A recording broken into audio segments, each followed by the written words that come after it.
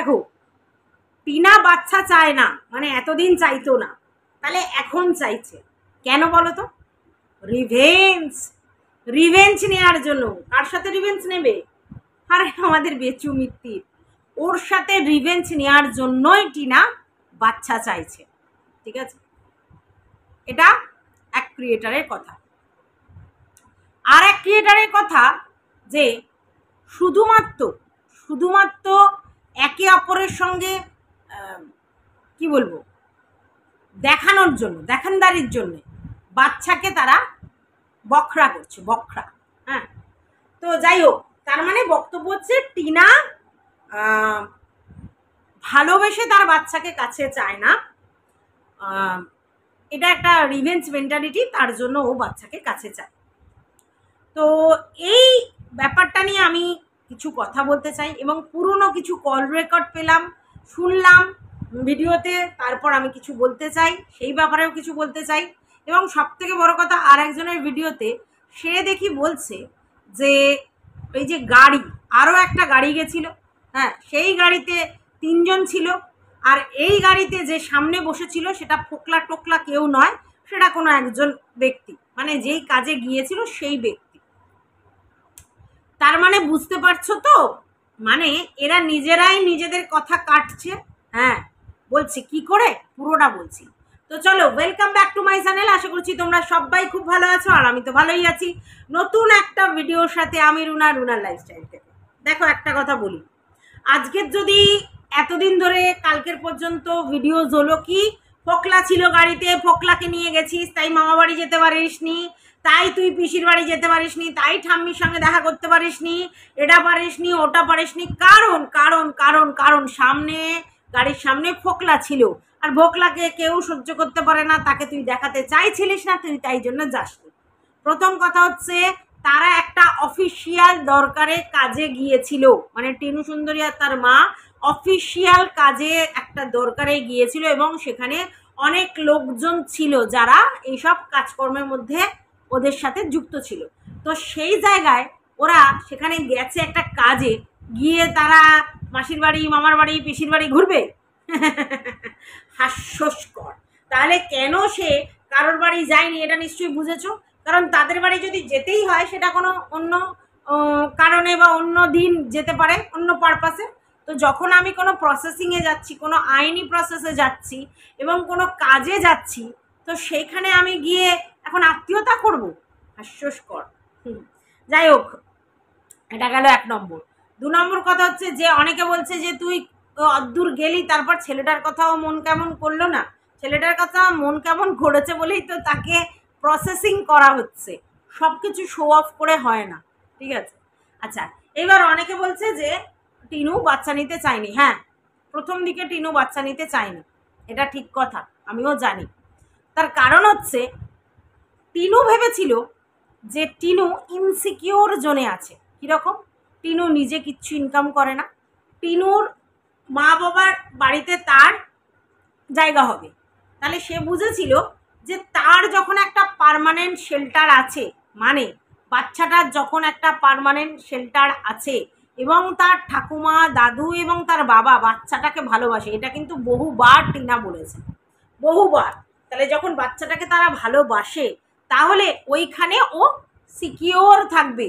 কারণ আমি এখন ইনসিকিওর জোনে আছি, কারণ আমার কোনো ইনকাম নেই, আমার থাকার জায়গা মানে মা বাবার বাড়িতে থাকার জায়গা, আমার মন প্রাণ কোনোটাই ঠিকঠাক নেই, সুস্থ মানসিকতা নই এখন আমি। তো অন দ্যাট পিরিয়ডে এসে বাচ্চাকে শুধু স্ট্রাগল করানোর কোনো দরকার নেই। এবং যেখানে ওই বাচ্চাকে আমি তো ভালোবাসি ঠিকই, কিন্তু আমার বাচ্চাকে তার বাবা এবং তার ঠাকুমা, দাদু সবাই কিন্তু ভালোবাসেন, তাহলে সেই জায়গায় আমি বাচ্চাকে রেখে আসতে পারি। তো দ্যাটস ওয়াই সে বাচ্চাকে নিয়ে আসতে চায়নি প্রথম দিকটা। আচ্ছা, আরও একটা ব্যাপার ছিল, যেটা আমার মনে হয়, এটা আমার ধারণা ব্যক্তিগত, সেটা হচ্ছে যে একটা সম্পত্তির ব্যাপার আছে, এবং এরা যেহেতু লিখিত সম্পত্তি করে দেয়, সেহেতু মানে টিনুর তো বাচ্চা ওইখানের ওয়ারিশান। তো টিনু ভেবেছে আমি যদি নিয়ে চলে আসি তাহলে ওদের টান কমে যাবে, সেই অর্থে যদি মানে রিলেশনটা না থাকে তাহলে বাচ্চার প্রতি কোনো ফিলিংস থাকবে না, সেই অর্থে বাচ্চার প্রতি কিছু মানে আর কি দায়িত্ব পালন করবে না বা বাচ্চাকে কিছু দেবে না, তাহলে আমার বাচ্চা শুধু শুধু হচ্ছে কি বলবো সব জায়গা থেকে বঞ্চিত হবে। পরবর্তীকালে টিনা অন্য লোকের সঙ্গে আলোচনা করে বুঝেছে যে একটা বাচ্চা যদি কোনো বাবা তাকে জন্ম দেন, তাহলে বাবার জিনিসে তার 100% অধিকার আছে, ঠিক আছে? তো সেই অধিকার কেউ কোথাও খণ্ডাতে পারে না। যতদিন মানে আর কি তার বাবা আছেন, ততদিন তার বাবার পরিবর্তে সে এমনিই পাবে। কিন্তু একজন পাবে কি 10 জন পাবে সেটা আলাদা কথা, মানে 10 জন ওয়ারিশান থাকে 10 জন পাবে, কিন্তু পাবে সে ওয়ারিশানের প্রাপ্যটুকু পাবে, এটা রুলস। অর্থাৎ সেটা যখন টিনু বুঝতে পেরেছে তখন তার কাছে আর এটা নিয়ে খুব একটা মাথামাতি নেই। এটা আমি যেটুকুনি বুঝেছি সেটা বলছি, ঠিক আছে? এইবার কথা হচ্ছে যে টিনু সুন্দরী অনেক জায়গায় ছোটাছুটি করছে কেন? রিভেঞ্জের জন্যে। তার বাচ্চাকে সে নিয়ে দেখাতে চায়, তার হাজব্যান্ডকে দেখাতে চায়, মানে আমাদের বেচুদাকে দেখাতে চায় যে সে পেরেছে। এবং তার কারণটা কি? ভিউয়ার্সদের উল্লাস। কোনো এক কন্টেন্ট ক্রিয়েটার বলছে ভিউয়ার্সদের উল্লাস, মানে যদি টিনু সুন্দরী তার বাচ্চাকে নিয়ে গিয়ে তার কাছে রাখে, তাহলে এদিককার ভিউয়ার্সরা উল্লাস করবে, পার্টি করবে, তার জন্যে টিনু সুন্দরী বাচ্চাকে নিয়ে আসতে চাইছে। প্রথম কথা হচ্ছে উল্লাস বা পার্টি কতদিন ধরে হবে? 1 দিন, 7 দিন, 10 দিন, 20 দিন, 1 মাস, তার বেশি তো উল্লাস হবে না। তাহলে বাচ্চাকে নিয়ে আসা মানে বাচ্চাকে কন্টিনিউ রাখা, তাহলে ওই 1 মাসের উল্লাসের জন্য সে সেটা করবে। আর ভিউয়ার্সদের উল্লাস দেওয়ার জন্য সে বাচ্চাকে দাও পে লাগাচ্ছে। আচ্ছা আচ্ছা আচ্ছা, ঠিক কথা। মানে এদেরকে নমস্য ব্যক্তি সব, মানে যে কথাগুলো বলে নমস্য ব্যক্তি, কি করে এই কথাগুলো বলে জানি না। যখন এই ক্রিয়েটার বলছে যে আইনি লোকের সাথেই টিনা কালকের মানে কাল না পরশু দিন আর কি যে যাচ্ছিল, এবং সেখানে সমস্ত ওই ওর সংক্রান্ত লোকজনরাই গেছিল, মানে আইনি সংক্রান্ত লোকেরা যাচ্ছিল, ওখানে ফোকলা ফোকলা কেউ ছিল না। তাহলে এটা প্রমাণ হলো। আর যারা ফোকলা ফোকলা করে কন্টেন্ট করছিল, যে একজন গাড়ি দেখিয়ে বলল ওই দেখো পোকলা ছিল সামনের সিটে, প্রমাণ দিয়ে দিলাম। আচ্ছা, আর একজন বলল ওই দেখো ফোকলা ছিল 4 মিনিট 10 সেকেন্ডে দেখলাম ওই। আচ্ছা, ওই দেখো ফোকলার আওয়াজ। যারা দেখলো তারা কি দেখছিল? ভূত দেখা দেখছিল, আর না হলে মিথ্যা কথা বলেছিল। মানে এই প্রমাণ করে দিল যে এই দিকের যে কন্টেন্ট ক্রিয়েটার যারা ফোকলা ফোকলা করে চাল্লাচ্ছিল, তারা সবাই মিথ্যাবাদী, মিথ্যা কন্টেন্ট ক্রিয়েট করে, ব্লাফ দেয়, ব্লাফ মাস্টার। কন্টেন্টের জন্য, পয়সার জন্য যা খুশি মিথ্যা কথা বলে ভিউয়ার্সদেরকে মুরগি বানায়। ইনি প্রমাণ করে দিল, আমি না, ঠিক আছে? আমি তো জাস্ট বলছি। আচ্ছা, এইবার বলা হচ্ছে যে আর এক ক্রিয়েটার যিনি কিনা ওই আবার সেই কল রেকর্ডটা শোনালেন, সেখানে একটা জিনিস বুঝতে পেরেছে তো, টিনু সুন্দরী ওখানে বলছে যে তোমার সাথে থাকবো আর ওর সঙ্গে গল্প করব বলে হাসছে হাসছে। আচ্ছা, তোমরা অনেকেই জানো যে যখন হাজব্যান্ড ওয়াইফের মানে ঝগড়া হয়, ঝামেলা হয়, তখন সেই ঝগড়াটা যদি দুজনের তরফ থেকে সমানে আউটবাস্ট হয় এবং রেগে যায়, তাহলে ঝগড়াটা কিন্তু কুল হবে না। কোনো একজনকে কিন্তু থেমে যেতে হয়, চুপ করে থাকতে হয়, বা মিষ্টি কথা বলতে হয়। জানো তো এটা নিশ্চয়ই, যারা হাজব্যান্ড ওয়াইফ তারা তো সবাই জানো। তো আমি আমার কথা বলতে পারি পার্টিকুলারলি, আমার হাজব্যান্ড কম রাগী, আমি তুলনামূলক বেশি রাগী, কিন্তু আমার হাজব্যান্ড রেগে গেলে ভয়ঙ্কর। তাই যখন ওকে দেখি প্রচণ্ড রেগে গেছে, তখন আমি ওকে খিল্লি নিই, ঠিক আছে, মজা করি, আরও রেগে যায়, আরও বকে, কিন্তু ওইটুকুনি আউটবাস্ট ওকে করতে দেওয়া হয়। তার কারণ হচ্ছে ও আমাকে কোনো কারণে আমার উপর রেগে গেছে, তো আমার উপর রেগে যেতে গেলে তখন তো আমি সোনা মানা বাবু করতে পারবো না, সেটা তো হয় না। তাহলে তখন খিল্লি নিতে হবে এবং মজা করতে হবে। টিনা ঠিক সেই কাজটা করেছিল, সেই কাজটা করেছিল। কি বলেছিল? যে আচ্ছা তোমার সঙ্গে থাকবো আর ওকে ওর সাথে গল্প করবো, ভালো করে বোঝো। তাহলে ওটা কিন্তু মজা করে, ইচ্ছা করে হাজব্যান্ড ওয়াইফের মধ্যে যে কথা, সেই রকম একটা কথা বলেছিল, যাতে ওই আমাদের বেচুমিত্তিরের মাথা ঠান্ডা হয়। বেচুমিত্তির প্রচণ্ড রেগে গেছিল, রাগাটা খুব স্বাভাবিক, এরকম একটা জিনিস শুনলে রাগাটা স্বাভাবিক, কিন্তু সেটা টিনা বুঝতে পেরেই কিন্তু টিনা এটা বলছিল। আচ্ছা, গেল। এইবার একটা জিনিস দেখছিলে যে ওই টুদীপ্তর কথা বেচু কি বলছিল, তার মা বাবাকে গালি দিচ্ছিল, বাজে কথা বলছিল, এবং তখন মানে ওই যে টিনার যে বান্ধবী তাকে করছিল, তাকে বোঝাচ্ছিল, দেখেছো ওকে বললে ওর গায়ে লাগে, তার মানে এখনো ফিলিংসটা আছে, এটা বোঝাতে চাইছে। আচ্ছা, আমার যদি হাজব্যান্ড আমার যদি হাজব্যান্ড হয় তার প্রতি তো আমার ভালোবাসা আছে, ঠিক আছে। এইবার আমার হাজব্যান্ড যদি মুখ খারাপ করে, অন্য কারোর বাবা মাকে গালি দেয় বা বাজে কথা বলে, তখন আমি তাকে বলবো হ্যাঁ যা বলছো ঠিক বলছো, নাকি বলবো এইসব বলো না, এইসব বলো না, বাজে কথা বলো না। কারণ তাকে আমাকে বলতে হবে কথাটা যে তুমি, আমি অন্যায় করেছি, তুমি আমাকে বলছো বকছো, ঠিক আছে, হ্যাঁ, বা সেই ছেলেটিকে বকছো বলছো, যদিও সে শুনতে পাচ্ছে না, আমাকে বলছো, তো তবুও ঠিক আছে, তার বাবা মাকে গালি দিও না, কারণ তোমার রুচির পরিচয় পাবে সেটা। সেই জন্য টিনা ওটা বলছিল গেল। আচ্ছা, তারপরে একটা কথা তোমরা ওখানে নিশ্চয়ই শুনেছো, হ্যাঁ, বেচু কিন্তু সেদিন থেকেই বেচার প্ল্যান করেছে। বেচু কিন্তু বলেছে এইটা যদি সোশ্যাল মিডিয়ায় আসে বুঝতে পারছিস তোর কি হবে, এই কথাটা কিন্তু সেদিনই বলেছে। তাহলে বেচু কিন্তু তখন থেকেই প্ল্যানিং করছে বেচার, সোশ্যাল মিডিয়াতে এইটা আনবার, যে আমার ওয়াইফ খুব নোংরা, তাহলেই আমি ভালো প্রমাণিত হব। কারণ ওখানে বেচু বলেছে পরিষ্কার করে যে বুঝতে পারছি সোশ্যাল মিডিয়ায় এটা আনলে তোর কি হবে। তার মানে বেচুর মনের মধ্যে এটাই ইচ্ছা ছিল রিভেঞ্জ নেওয়ার, যে করেই হোক টিনার এই ব্যাপারটা যদি আমি ইউটিউবের প্ল্যাটফর্মে আনতে পারি, মানে এই যে পরকীয়ার ঘটনাটা যদি আনতে পারি, তাহলে কি হবে, সবাই টিনু সুন্দরীকে ছি ছি করবে, নোংরা নোংরা বলবে, বাজে কথা বলবে, ঠিক আছে, আর তাতেই আমার আত্মার শান্তি পাবে এবং আমার ভিউজ চচ্চর করে বাড়বে, তাই তো। আর সেটা হয়েও ছিল, মানে ওর মকসদে ও মানে হাসিল হয়েছিল, কার্য হাসিল হয়েছিল, কার্যসিদ্ধি হয়েছিল।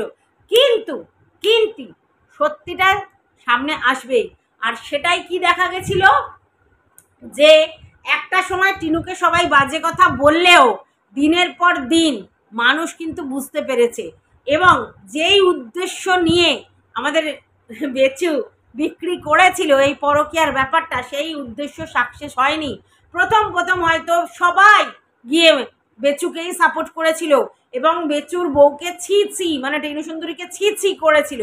কিন্তু দিনের পর দিন মানুষ যখন রিয়েলাইজ করেছে আসল ঘটনাটা কি, কোথা থেকে কি হয়েছে, তখন কিন্তু আস্তে আস্তে টিনার দিকে মানুষ গেছে। প্রথম দিকে টিনার দিকে মানুষ ছিল না, এবং আস্তে আস্তে টিনার দিকে গেছে, টিনাকে সাপোর্ট করেছে, টিনার পাশে দাঁড়িয়েছে, যেটা মিত্তির মানে বেচু মিত্তির অ্যাকসেপ্টই করতে পারছে না, অ্যাকসেপ্টই করতে পারছে না। কারণ বেচু মিত্তির যে প্রসেসিং বা যে প্ল্যানিংয়ের মধ্যে দিয়ে কাজটা করেছিল, যে ওর মুখটা পুরো কি বলবে নেকেট করে ফেলবে আর কি। কারণ ও বলেই ছিল যে সোশ্যাল মিডিয়ায় আসলে এটা তুই কি হবে বুঝতে পারছিস, তার মানেটা কি, তার মানে তোকে পুরো বাজারে নোংরা প্রতিপন্ন করে দেবো, তুই আর মুখ তুলে তাকাতেই পারবি না, তোর পুরো মানে ক্যারেক্টার আমি পুরো শেষ করে দেবো, এটাই তো ইচ্ছা ছিল।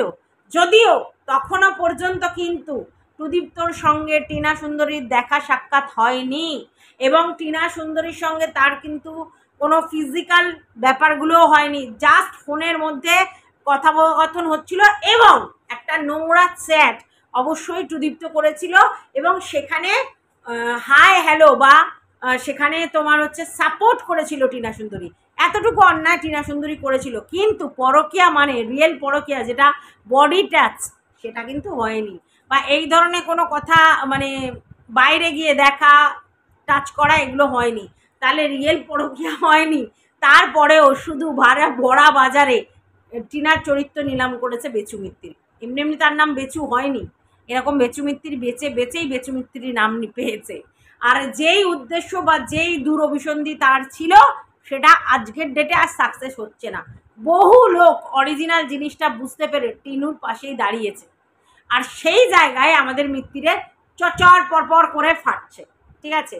এইবার অনেকে বলছে যে তুই তোর বাচ্চার কথা কখনো বলিসনি, তুই তোর বাচ্চাকে নেয়ার কথা কোনোদিন ভাবিসনি, তুই এখন রিভেঞ্জ নেওয়ার জন্য বাচ্চাকে নিবি বলছিস, বাচ্চাকে শেল্টার চেঞ্জ করলে তার যে মানে প্রবলেম হবে সেটা তো বুঝতে পারছিস, তাহলে তার কথা ভেবে অন্তত তাকে তার বাবার মায়ের কাছে মানে বাবা ঠাকুমার কাছে রাখতে পারিস।